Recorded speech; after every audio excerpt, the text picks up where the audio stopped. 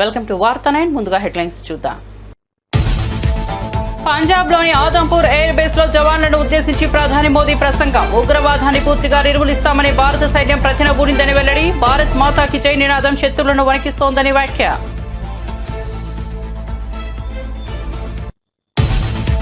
Trump Kashmir offer చాలా danger. కేంద్రాన్ని హెచ్చరించిన కాంగ్రెస్. కశ్మీర్పై ట్రంప్ జోక్యం, కేంద్రంపై గెహ్లాట్ ఫైర్. సిమ్లా ఒప్పందానికి విరుద్ధంగా ట్రంప్ జోక్యంపై కేంద్రంపై విమర్శలు. సైనిక చర్యలకు రాజకీయ లబ్ధికి వాడుకోవద్దని పరోక్ష విమర్శ. వీర జవాన్ మురళీ నాయక్ కుటుంబాన్ని పరామర్శించిన జగన్. మురళీ నాయక్ చేసిన త్యాగానికి దేశం రుణపడి ఉంటుందన్న జగన్. వైసీపీ తరపున వీర జవాన్ కుటుంబానికి 25 లక్షలు ఇస్తానని వెల్లడి.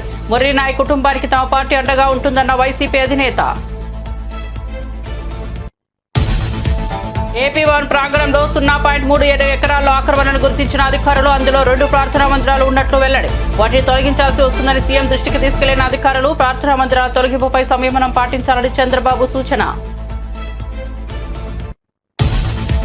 వల్లభనేని వంశీకి విజయవాడ ICST కోర్టు బెయిల్ మంజూరు. సత్యవర్ధన్ కిడ్నాప్ కేసులో అరెస్ట్ అయిన వైసీపీ నేత. గత 2 నెలలుగా రిమాండ్లో ఉన్న వంశీ ఆరోగ్య పరిస్థితులను దృష్టిలో ఉంచుకుని కోర్టు నిర్ణయం తీసుకున్నట్లు సమాచారం. రాష్ట్రానికి వచ్చేందుకు 91 పెద్ద కంపెనీలు సిద్ధంగా ఉన్నాయన్న మంత్రి నారా లోకేష్. పరిశ్రమలకు రెడ్ కార్పెట్, ప్రతి సంస్థకు ఒక నోడల్ అధికారి. నారా లోకేష్ వినూత్న నిర్ణయం వచ్చే 5 ఏళ్లలో IT, ఎలక్ట్రానిక్స్ రంగాల్లో 5 లక్షల ఉద్యోగాలు. రాష్ట్ర పారిశ్రామిక ప్రగతికి ఊతమిచ్చేందుకు ఏపీ ప్రభుత్వం సన్నద్ధం. ఇక వార్త వివరాల్లోకి వెళ్తే, ఆపరేషన్ సింధూర్ ద్వారా పాకిస్తాన్ చేసిన ప్రతి దాడికి భారత్ గట్టి ప్రతి ఉత్తరం ఇచ్చేదని ప్రధానమంత్రి నరేంద్ర మోదీ పేర్కొన్నారు. పంజాబ్లోని ఆదంపూర్ ఎయిర్ బేస్ ను సందర్శించిన సందర్భంగా ఆయన మాట్లాడారు. మా చెల్లెళ్ల సింధూరం తుడిచిన ఉగ్రవాదులను వాళ్ళ ఇంట్లోకి దూరి చంపామని ప్రధాని మోదీ ఘాటుగా తెలిపారు. పాక్ ఆర్మీకి కూడా ఇంట్లోకి దూకి చంపుతామని స్పష్టం చేశామని గుర్తు చేశారు. పాక్ ప్రయోగించిన ఎయిర్ క్రాఫ్ట్లు, మిసైళ్లను భారత్ శక్తివంతంగా తిప్పికొట్టిందని తెలిపారు. మళ్లీ ఉగ్రదాడి చేస్తే మరింత గట్టిగా బదులిస్తామని హెచ్చరించారు. భారత డ్రోన్లు, మిసైళ్ల జ్ఞాపకంతో పాక్ రాత్రిలో నిద్రలేని పరిస్థితి ఎదుర్కొందని ప్రధాని అన్నారు. जब भारत के सैनिक मां भारती की जय बोलते हैं तो दुश्मन के कलेजे कांप जाते हैं. जब हमारे ड्रोन दुश्मन के किले की दीवारों को ढहा देते हैं, जब हमारी मिसाइलें सनसनाती हुई निशाने पर पहुंचती हैं तो दुश्मन को सुनाई देता है भारत माता. जब हम सूरज उगा देते हैं तो दुश्मन को दिखाई देता है भारत माता की जय.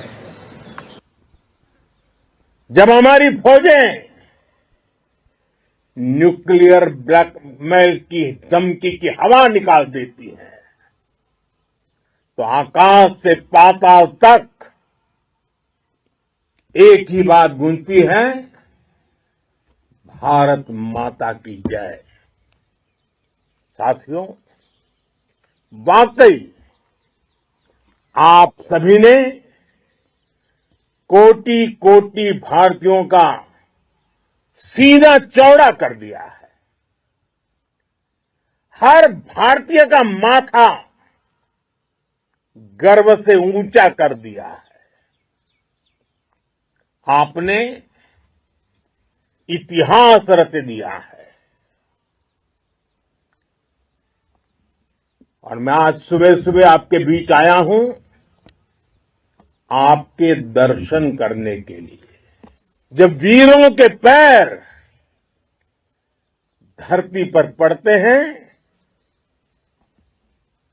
तो धरती धन्य हो जाती है. जब वीरों के दर्शन का अवसर मिलता है तो जीवन धन्य हो जाता है. और इसलिए मैं आज सुबह सुबह ही आपके दर्शन करने के लिए यहां पहुंचा. आज से अनेक दशक बाद भी जब भारत के इस पराक्रम की चर्चा होगी तो उसके सबसे प्रमुख अध्याय आप और आपके साथी होंगे। आप सभी वर्तमान के साथ ही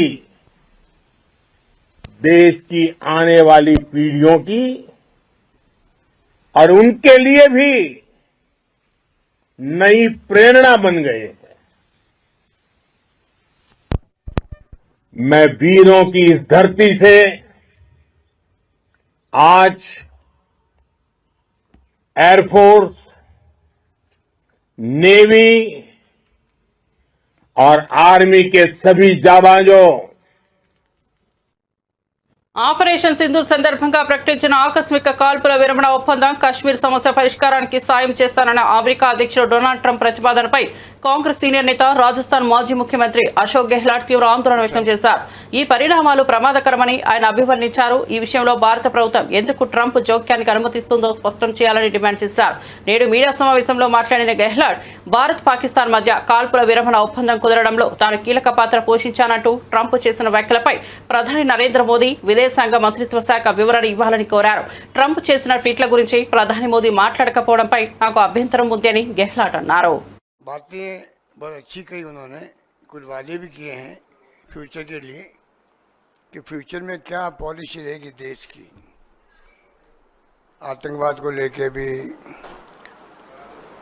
एटॉमिक एनर्जी को या एटॉमिक बम को लेके भी सब बातें उन्होंने कही, अच्छी बात है। पर जो पूरा देश इंतजार कर रहा था कि जो अचानक सीज फायर हुआ उसको देश पूरा समझ नहीं पा रहा है, कोई नहीं समझ पा रहे हैं। ऐसा कभी होता नहीं है कि वो भी गुप्त तरीके से सीक्रेट रख के कैसे हो सकता है। पब्लिक डोमेन में बात आती है कि हम चर्चा कर रहे हैं युद्ध कैसे रुके, हम भी नहीं चाहते युद्ध करना, क्योंकि सबसे अच्छा काम सेना ने ये किया, जिनको हम सब सलाम करते हैं। उन्होंने जो है पहले दिन ही जो अटैक किया उसमें ना सिविलियन कोई जगह पर और ना कोई पाकिस्तान के सैनिक अड्डों पे भी नहीं किया, जबकि दुश्मन देश है वो अटैक कर सकते थे। सिर्फ और सिर्फ 9 जगह चुन करके उन्होंने अटैक किया जो आतंकवाद के अड्डे थे। तो पूरी दुनिया में इसकी तारीफ हुई और जो कुछ सेना कर रही थी सब अप्रिशिएट कर रहे थे। पहलगाम में जो घटना हुई तो जो लोग 26 परिवारों के अलावा भी देश के हर परिवार के अंदर दुख का आभास हो रहा था और वो सोच नहीं पा रहे कि इसका क्या सब क्या काम लें, संवेदना के लिए भी। ऐसे माहौल में देश चल रहा था, अटैक किया गया, बताया गया 100 लोग आतंकवादी मारे गए, सब कुछ ठीक चल रहा था, सब कुछ ठीक चल रहा था। और हमारा तो इतिहास रहा है, आज़ादी के बाद से ही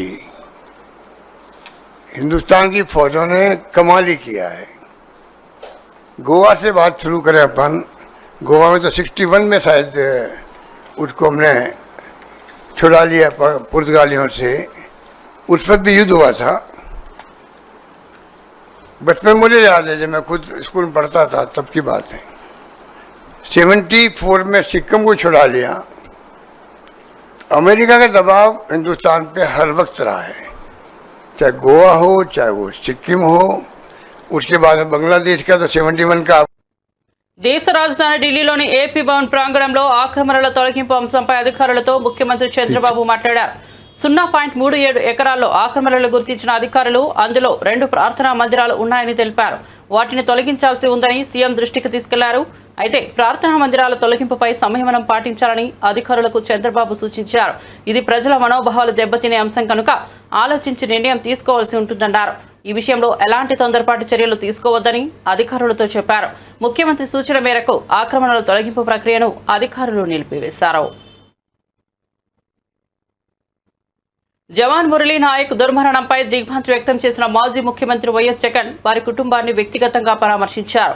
బాధిత కుటుంబానికి వైసీపీ తరపున 25 లక్షల ఆర్థిక సాయం ప్రకటించారు. కుటుంబ సభ్యులతో సమావేశమైన జగన్ వారి బాధను పంచుకున్నారు. ఆపదలో ఉన్న వారికి అండగా ఉండటం వైసీపీ బాధ్యతగా పేర్కొన్నారు.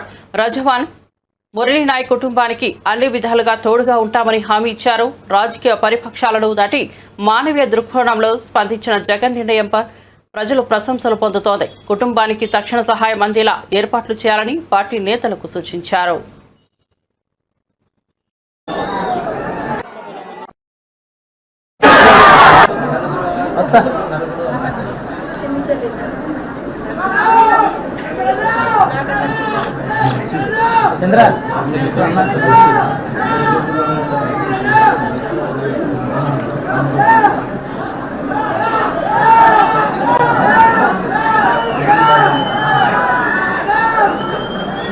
ఎందుకంటే భలే అభిమానం సార్, అన్న అన్న అనుకుంటూ ఉంటుంది.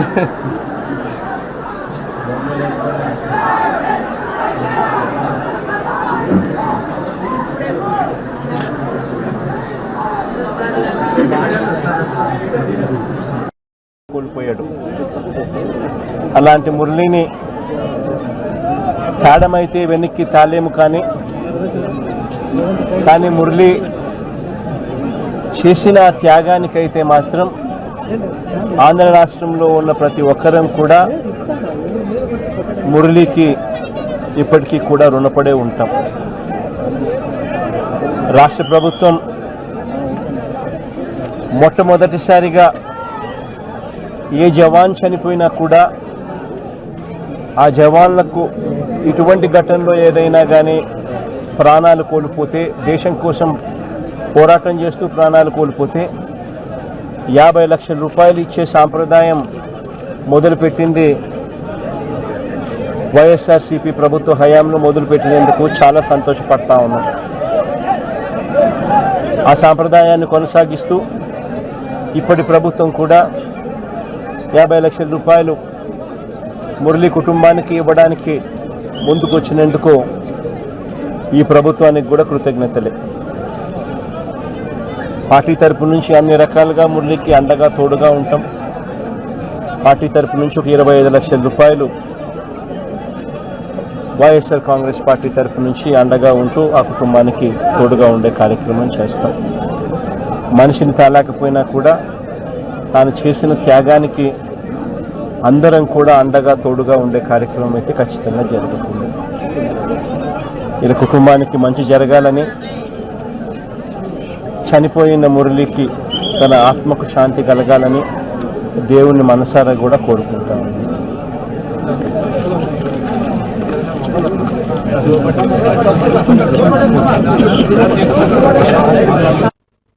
ధాన్యపు రాసులు గాలికి ఎగిరిపోతున్న సీఎం రేవంత్ రెడ్డి అందాల రాసుల చుట్టూ తిరుగుతున్నారని బీఆర్ఎస్ ఎమ్మెల్యే హరీష్ రావు ఆగ్రహం వ్యక్తం చేశారు. అందాల పోటీల కోసం ప్రత్యేక సమీక్షలు నిర్వహిస్తూ అందాల బాబలకు కుక్కలు కనిపించొద్దని చెప్పి వాటిని చంపిస్తున్నాడని తీవ్రంగా ఎత్తి చూపారు. అయితే రైతుల కష్టాలపై మాత్రం ఒక్క సమీక్ష కూడా చేయకపోవడం దారుణమన్నారు. వేలాది పోలీసులతో అందాల భద్రత చూసే ప్రభుత్వం అన్నం పండించే రైతన్నల బాధల్ని పట్టించుకోవడం లేదని ఆరోపించారు. చివరగా పాకిస్తాన్ అప్పు దొరుకుతుంది, కానీ రేవంత్ ను నమ్మి ఎవరూ అప్పు ఇవ్వలేరంటూ హరీష్ రావు ఘాటు వ్యాఖ్యలు చేశారు. అన్నం పెట్టే రైతన్న కోసం ఆల పోటీలకు ఇబ్బంది కలగకుండా కుక్కల్ని చంపుతున్నారు, లేకపోతే డబ్బలు ఎత్తేస్తున్నారు, స్ట్రీట్ వెండర్స్ దుకాన్లు తీసేస్తున్నారు, చాలా కష్టపడుతున్నారు, పర్వాలేదు. కానీ దేశానికి అన్నం పెట్టే రైతన్న కోసం, 6 కాలం కష్టపడి పంట పండించే రైతన్న కోసం రివ్యూ చేయడానికో, రైతుల కష్టాలు తీర్చడానికో ఈ ముఖ్యమంత్రి గారికి, ఈ ప్రభుత్వానికి కనీసం సమయం లేకపోవడం అనేది చాలా దురదృష్టకరం. అంటే ఈ ప్రభుత్వం రైతుల పట్ల ఏ పాటి చిత్తశుద్ధి ఉందో ఈరోజు మనకు స్పష్టంగా అర్థమవుతూ ఉంది. ధాన్యపు రాశులను గాలికి వదిలేసి అందాల పోటీలతో అందాల రాశుల చుట్టూ ఈ ముఖ్యమంత్రి గారు, ఈ ప్రభుత్వం అంతా కూడా తిరుగుతూ ఉంది. ధాన్యపు రాశుల చుట్టూ తిరుగుతలేరు, అందాల రాశుల చుట్టూ తిరుగుతూ ఉంది ఈ ముఖ్యమంత్రి, ఈ ప్రభుత్వం. మీకు ప్రాధాన్యత ఏంది అని అడుగుతా ఉన్నా. ఈ ప్రభుత్వం అధికారంలోకి వచ్చిన 18 నెలల నుంచి కూడా రైతులను అరిగోస పెడతా ఉన్నారు. ధాన్యం కొనుగోలులో ఈ ప్రభుత్వ వైఫల్యం కొట్టొచ్చినట్టు కనబడతా ఉంది. ఈ సంవత్సరం ఏం చెప్పారు? 70 లక్షల మెట్రిక్ టన్నుల వడ్లు యాసంగి పంటలో కొంటామన్నారు. ఇవాళటికి 40 లక్షల మెట్రిక్ టన్నులు దాటలేదు. రైతులకు దాదాపు 4,000 కోట్ల రూపాయలు బకాయి పడ్డది ప్రభుత్వం. అంటే కొన్నటువంటి వడ్లకు 48 గంటల్లోనే డబ్బులు ఇస్తామని ఉత్తమ్ కుమార్ రెడ్డి గారు ప్రగల్భాలు అయితే బాగా బలుకుతూ ఉన్నారు. 48 గంటలు కాదు కదా, 10 రోజులైనా కూడా ప్రభుత్వం కొన్న ధాన్యానికి రైతులకు డబ్బులు పడడం లేదు. బోనస్ అయితే దిక్కే లేదు. యాసంగి పంటలో 512 కోట్ల రూపాయలు ప్రభుత్వం బోనస్ కింద రైతులకు చెల్లించాల్సి ఉంది. 512 కోట్ల రూపాయలు కాదు కదా, 5 పైసలు కూడా బోనస్ కింద ఈ ప్రభుత్వం ఇప్పటిదాకా రైతులకు విడుదల చేయలేదు. కొన్నటువంటి ధాన్యానికి కూడా 4,000 కోట్ల రూపాయలు బకాయిలు పడ్డది. మంత్రి గారేమో 48 గంటలు అంటాడు. 10 రోజులైనా ధాన్యానికి డబ్బులు రానటువంటి పరిస్థితి ఉంది. అమ్ముకోవడానికి తిప్పలే, అమ్మిన తర్వాత డబ్బులు రావడానికి కూడా రైతులు ఆ కార్యాలయాల చుట్టూ తిరుగుతూ తిప్పలు పడుతున్న పరిస్థితి ఉంది. కొనుగోలు కేంద్రాలకు వచ్చి కొనుగోలు కేంద్రాల్లో రోజుల తరబడి ఎదురు చూస్తున్నటువంటి పరిస్థితి. ఇవాళ ఒక 4 లక్షల మెట్రిక్ టన్నుల ధాన్యం కొనుగోలు కేంద్రాల్లో రోజుల తరబడి పెండింగ్లో ఉంది. కొన్నటువంటి ధాన్యం 1 లక్ష మెట్రిక్ టన్నులు మిల్లులకు పంపడానికి లారీలు లేక, మిల్లులు దించుకోక 1 లక్ష మెట్రిక్ టన్నులు మధ్యలో మిగిలిపోయింది. అంటే ఎంత ఉదాసీనంగా ఈ ప్రభుత్వం ఉంది, రైతుల పట్ల ఎంత నిర్లక్ష్యంగా ఈ ప్రభుత్వం వ్యవహరిస్తుందనడానికి ఇది స్పష్టమైనటువంటి ఉదాహరణ. అంటే పెట్టుబడి సాయం అందించడంలో జాప్యం. మీకు తెలుసు, వానకాలం రైతు బంధు అయితే గొట్టిండ్రు. యాసంగి రైతు బంధు ఇవాళటికి 3 ఎకరాలకు కూడా వేయలేదు. ఇవాళ గౌరవనీయులైన ఉప ముఖ్యమంత్రి గారు చాలా గొప్పగా చెప్పేసిండు. ఏమంటుండు? మేము పెట్టుబడి సాయం కోసం బడ్జెట్లో 18,000 కోట్లు పెట్టినాం, ఏడాదంతా ఇస్తాం, మెల్లగా ఇస్తాం, ఏడాదంతా ఇస్తారట. ఎప్పుడు పెట్టుబడి సాయం అంటే ఎప్పుడు ఇవ్వాలి? పంటకు పెట్టుబడి సహాయం, విత్తనాలు కొనుక్కోవడానికో నాట్లు పడడానికంటే ముందు ఇవ్వాలి. కోతలైపోయినా యాసంగి పెట్టుబడి సాయం ఇవ్వలేదు ఉప ముఖ్యమంత్రి గారు. ఇలా ఖమ్మంలో చెప్తున్నాడు ఆయన గారు, మెల్లగా ఇస్తారట. మీరు కాంగ్రెస్ పార్టీ మేనిఫెస్టోలో ఏం పెట్టారు? కేసీఆర్ 10,000 ఇచ్చిండు, మేము 15,000 ఇస్తాం. ఆ 15,000 కూడా పంట సీజన్ ప్రారంభం కాకముందే రైతుల ఖాతాల్లో వేస్తామన్నాడు. ఇప్పుడు పంట సీజన్ ప్రారంభం కాదు, పంట సీజన్ అయిపోయింది, అయినా కూడా ఇంకా ఖాతాల్లో డబ్బులు పడలే. ఓడదాటదాకా ఓడమల్లప్ప, ఓడదాటినాక బోడమల్లప్ప. ఇది ఇంకా అసెంబ్లీ బడ్జెట్ స్పీచ్లో చెప్పింది ఈ డైలాగ్ బట్టి విక్రమార్క గారు. ఇది నీకే వర్తిస్తుంది విక్రమార్క గారు. మొన్నటి బడ్జెట్ సమావేశాల్లో బడ్జెట్ స్పీచ్లో ఈ కథ చెప్పిండు. ఓడదాటినాక ఓడమల్లప్ప అంటే బోడదాటినాక బోడమల్లప్ప అని, ఓడదాటినాక బోడమల్లప్ప అని కథ చెప్పిండు. ఇది ఎవరికి వర్తిస్తుంది? బట్టి గారు నీకే వర్తిస్తుంది. నీ మేనిఫెస్టో తీసి చూసుకో. పంట పెట్టుబడి సాయం రైతులకు అందించడంలో జాప్యం, కొనుగోలు కేంద్రాల్లో ధాన్యం కొనుగోలు చేయడంలో జాప్యం, కొన్న ధాన్యాన్ని మిల్లులకు తరలించడంలో జాప్యం.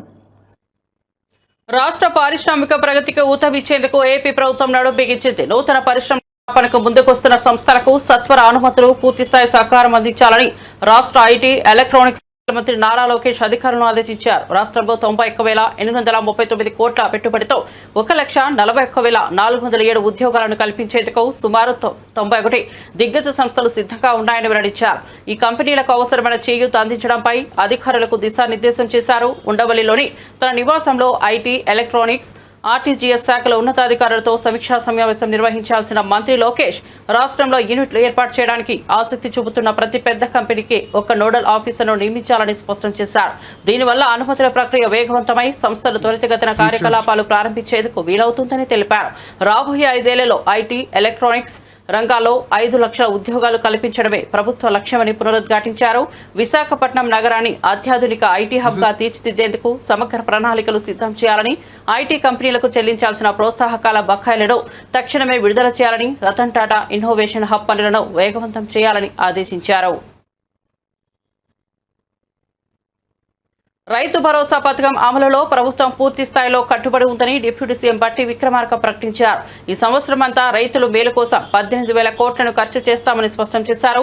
పంటల పెట్టుబడులు, బీమా, ఇతర అవసరాల కోసం రైతులకు సకాలంలో నిధులు అందించేందుకు ప్రభుత్వం చర్యలు తీసుకుంటోందని తెలిపారు. గత పాలకుల అవహేళనకు భిన్నంగా కాంగ్రెస్ ప్రభుత్వం రైతులను భవిష్యత్ పునాదిగా చూస్తోందని అన్నారు.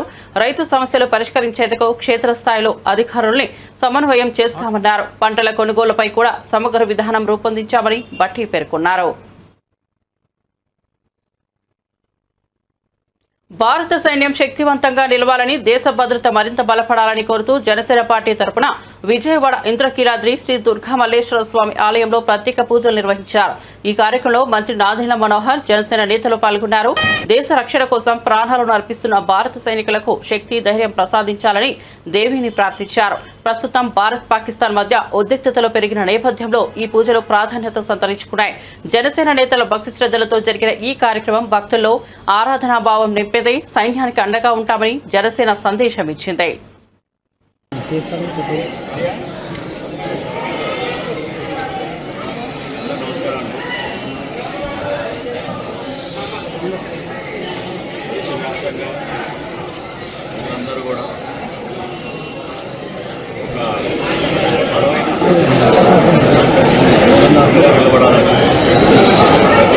బాధ్యతతో దేశభావం, దేశభక్తి అనేది కలగాలనే ఆలోచనతో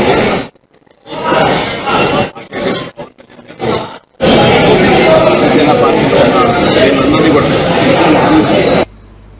జూబ్లీ హిల్స్లోని అధికారిక నివాసంలో ముఖ్యమంత్రి రేవంత్ రెడ్డిని నూతన సమాచార కమిషనర్లకు పివి శ్రీనివాసరావు, బోరెడ్డి అయోధ్యరెడ్డి, దేశాయ భూపాల్, మొహిసినా, పర్వీన్ కుటుంబ సభ్యులు మర్యాదపూర్వకంగా కలిశారు. నియామకాంతర శుభాకాంక్షలు తెలిపిన కమిషనర్లు ప్రభుత్వ పరిపాలనలో పారదర్శకత పెంపునకు తమ వంతు పాత్రను సత్ఫలితంగా వినియోగించుకుంటామని తెలిపారు. సీఎం రేవంత్ కూడా కమిషనర్లకు శుభాకాంక్షలు తెలుపుతూ ప్రజల హక్కుల పరిరక్షణలో సమాచార హక్కు చట్టం కీలకమని అన్నారు. మర్యాదపూర్వకంగా సాగిన ఈ భేటీ రాజకీయ పాలనా వర్గాల్లో విశేష ఆసక్తి రేపింది.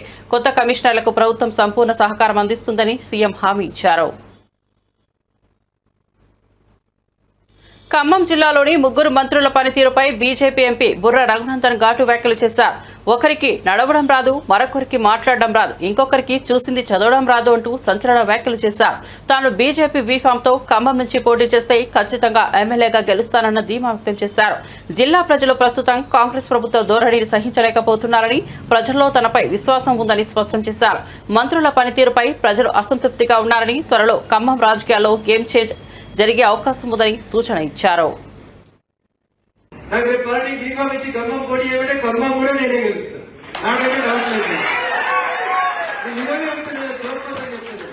నరేంద్ర మోడీ గారు పిలిచి రఘు నువ్వు ఖమ్మం ఎంపీతో ఖమ్మం ఎమ్మెల్యేతో పోటీ చేయమని చెప్తే 100% ఖమ్మంలో భారతీయ ఈ హాల్లో 300,000 మంది చాలు ఆట ఆడుకొని ఈ ఖమ్మం జిల్లా రూపురేఖలు మార్చుతుంది.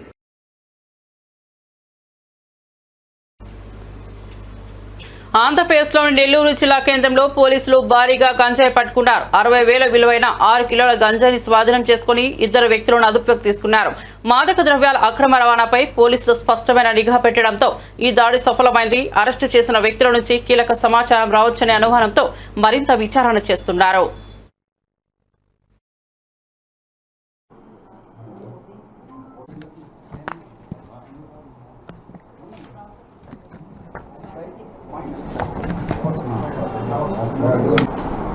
నమస్కారం. ఎస్ఆర్పి శ్రీ మా ఎస్పీ గారి గుంతకల్ శ్రీ రాహుల్ మీనా ఐపీఎస్ గారి ఆదేశాల మేరకు జీఆర్పీ గుంతకల్ జిల్లాలో నన్ను యాక్చువల్ నోడల్ ఆఫీసర్గా ఈ గాంజా అక్రమ నివారణ కోసం Guntakal sub division, Tirupati sub division మరియు నెల్లూరు సబ్ డివిజన్కి నోడల్ ఆఫీసర్గా నియమించడం జరిగింది. దాంట్లో భాగంగా ఈ రైళ్లలో తనిఖీల్లో భాగంగా మన నెల్లూరు ఐఆర్పీ సుధాకర్ ఇన్స్పెక్టర్ గారి ఆధ్వర్యంలో, మళ్ళీ ఆర్పీఎఫ్ ఫోర్సెస్, మళ్ళీ నెల్లూరు ఆర్పీఎస్ఎస్ వాళ్ళ ఆధ్వర్యంలో ట్రైన్స్ అన్ని రెగ్యులర్గా టీమ్స్ ప్రత్యేక బృందాలుగా లోకల్ పోలీస్ వారి సహాయంతో ప్రత్యేకంగా బృందాలుగా ఏర్పడి చెక్ చేస్తూ జరిగింది. దాంట్లో భాగంగా 12-13 తేదీ రాత్రి నెల్లూరు కావలిగూడు రైల్వే స్టేషన్లో ఒరిస్సా నుండి మరియు బెంగళూరు నుంచి మరియు ఒరిస్సా నుండి వచ్చే ట్రైన్స్, వైజాగ్ నుంచి కాకినాడ నుంచి వచ్చే ట్రైన్స్, బెంగళూరు వైపు, చెన్నై వైపు, ఇట్లా తిరుపతి వైపు ట్రైన్స్ అన్ని బృందాలుగా ఏర్పడి చెక్ చేస్తూ ఉన్నాము. దాంట్లో భాగంగా నిన్న పూరి తిరుపతి ట్రైన్ నెంబర్ 17479 పూరి తిరుపతి ఎక్స్ప్రెస్లో జనరల్ కోచ్లో చెక్ చేస్తూ ఉండగా 6 కిలోల గంజాయి ప్యాకెట్స్ మొత్తం ఒక ప్యాక్ చేసిన బ్యాగ్స్ సీజ్ చేయడం జరిగింది. దాంట్లో భాగంగా Mohammed Uppal son of Mohammed Abli, age 27 years, పదత్ ఏదియకి, వడ్డేకమ్మ, కోడూరు, మల్లాపురం, కేరళ స్టేట్. ఒకతన్ని మళ్ళీ అలాగే Sadiq son of Abu Kachar, age 25 years, Pejakapalli, Mulavoor, Ernakulam city, Kerala. వీళ్ళిద్దరిని అదుపులో తీసుకొని వాళ్ళ కాడి నుంచి గంజాయి సీజ్ చేయడం జరిగింది. తిరుపతిలో తాతయ్యగుంట గంగమ్మ జాతర అంగరంగ వైభవంగా ప్రారంభమైంది. ప్రాచీన సాంప్రదాయాల మధ్య ఘనంగా జరిగిన ఈ జాతరలో వేలాదిగా భక్తులు పాల్గొన్నారు. ప్రత్యేక పూజలు, రితువులు, అలంకారాలతో గంగమ్మ తల్లి దర్శనార్థం భక్తులు తరలివచ్చారు. వివిధ వేషధారణలతో భక్తులు తిరుమల వీధుల్లో నడుచుతూ అమ్మవారికి తమ భక్తిని చాటారు. మహిళలు, చిన్నారులు పెద్ద ఎత్తున పాల్గొని సంబరాలను మరింత ప్రత్యేకంగా మార్చారు.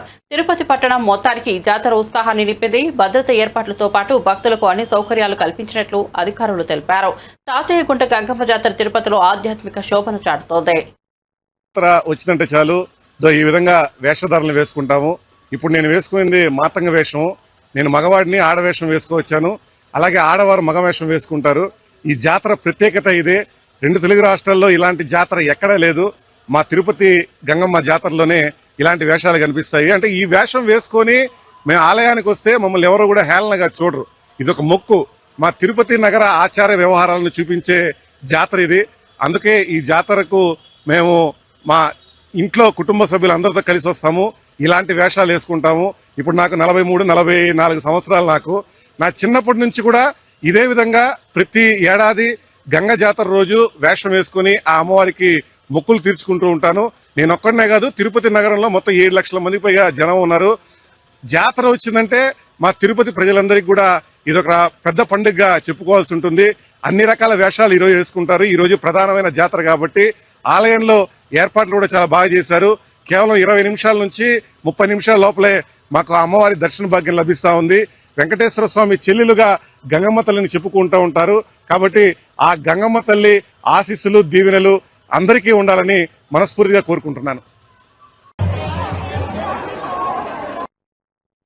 సత్యవర్ధన్ కిడ్నాప్ కేసులో జైలు శిక్ష అనుభవిస్తున్న వైసీపీ నేత మాజీ ఎమ్మెల్యే వల్లభనేని వంశీకి ఎట్టకేలకు విజయవాడ ఎస్సీ/ఎస్టీ కోర్టు బెయిల్ మంజూరు చేసింది. గత 2 నెలలుగా రిమాండ్లో ఉన్న వంశీకి ఈ తీర్పుతో విడుదల మార్గం ఏర్పడింది. ఇప్పటికే భూ కబ్జా కేసులో ఆయన్ను బెయిల్ లభించగా తాజాగా కిడ్నాప్ కేసులో ఊరట లభించిందని న్యాయ వర్గాలు వెల్లడించాయి. వంశీ ఆరోగ్య పరిస్థితిని దృష్టిలో ఉంచుకొని కోర్టు ఈ నిర్ణయం తీసుకున్నట్లు సమాచారం. దీంతో వంశీని త్వరలోనే విజయవాడ జైలు నుంచి విడుదల చేసే అవకాశం ఏర్పడింది. ఈ పరిణామం రాజకీయంగా చర్చనీయాంశంగా మారింది. సింగిల్ కామెడీతో అలరించే కుటుంబ ప్రేక్షకుల ఎంటర్టైనర్ గా తెరకెక్కిన ఈ చిత్రం ఇటీవల విశాఖపట్నంలో ప్రమోషన్ లో భాగంగా సందడి చేసింది. హీరో శ్రీ విష్ణు, కేతికా శర్మ, ఇవానా నటించిన ఈ హాస్య ప్రధాన చిత్రం ఫ్యామిలీ ఆడియన్స్ ను ఆకట్టుకునేలా రూపొందిందని యూనిట్ సభ్యులు తెలిపారు. విశాఖలో ప్రముఖ హోటల్లో నిర్వహించిన ఈ కార్యక్రమంలో నటీనటులు పాల్గొని అభిమానులతో మమేకమయ్యారు. చిత్రంలోని వినోదాత్మక సన్నివేశాలు, క్యూట్ ఎమోషన్లు, మ్యూజిక్ ప్రేక్షకులను ఆకట్టుకునేలా ఉన్నాయని విశ్లేషకులు అభిప్రాయపడుతున్నారు. So much love and is doing so well. Thank you so much.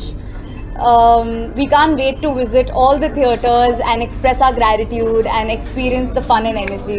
Thank you so much. I just have so much gratitude to the evening 6 o'clock షోకి వెళ్ళాలి మెలడీకి. సో మా ఫ్లైట్ ఏమో కొంచెం ల్యాండ్ ఆల్మోస్ట్ వైజాగ్లో ల్యాండ్ చేసి కొంచెం storm వల్ల సింపుల్గా విజయవాడలో దింపాడు. విజయవాడకు వచ్చాం ఏంటన్నా నాయన, మరి బయటకు వెళ్ళినా బయటకు వెళ్ళిన వల్ల ఏదో గేమ్స్ ఇచ్చి ఆడుకోమని సరికి నైట్ 9:30 అయిపోయింది. సో మళ్ళీ అక్కడ నుంచి మళ్ళీ మెలిడేకి వెళ్ళి సెకండ్ షో అటెండ్ అయ్యాము. సో పాపం మమ్మల్ని చూడడానికి వచ్చిన ఫస్ట్ షో ఆడియన్స్ అందరికీ సారీ, జెన్యున్గానే టర్బులెన్స్ వల్ల we had to come late. And once again thank you so much. I would say it's thanks to also Ketika గారికి అండ్ ఇవానా గారికి కూడా congratulations. And thank you so much Karthik Raju garu for the lovely role sir. అందరినీ కూడా ఇలా కలుసుకోవడం చాలా ఆనందంగా ఉంది. సింగిల్ అనే సినిమా లాస్ట్ ఫ్రైడే రిలీజ్ చేసామండి, May 9th. అది బ్రహ్మాండమైన రెస్పాన్స్తో మొత్తం ఏపీ, తెలంగాణ, US, UK అన్ని మేము రిలీజ్ చేసిన అన్ని కేంద్రాల్లో నుంచి చాలా చాలా చాలా మంచి స్పందన వచ్చింది. సో ఈ సింగిల్ విజయయాత్రని టూర్ వైజాగ్ని స్టార్ట్ చేయడం వెరీ వెరీ హ్యాపీ. నేను కూడా ఇక్కడే చదువుకొని సినిమాల మీద పెంచుకుని సినిమాల్లోకి వెళ్ళిన వాడిని. సో ఇక్కడి నుంచి ఈ రోజు ఇలా స్టార్ట్ చేయడం చాలా చాలా హ్యాపీగా ఉంది. చూడని వాళ్ళు ఎవరన్నా ఉంటే వెంటనే చూసేయండి. ఫ్రెండ్స్తో చూడొచ్చు, ఫ్యామిలీతో చూడొచ్చు, సింగిల్గా చూడొచ్చు, ఎలా అన్నా చూడొచ్చు. హ్యాపీగా కడుపుబ్బ సమ్మర్లో నవ్వుకోవాలనే గట్టిగా సంకల్పించుకుని మా డైరెక్టర్ గారు ఈ సినిమా తీశారు. మరిన్ని అప్డేట్స్ కోసం చూస్తూనే ఉండండి వార్తా 9.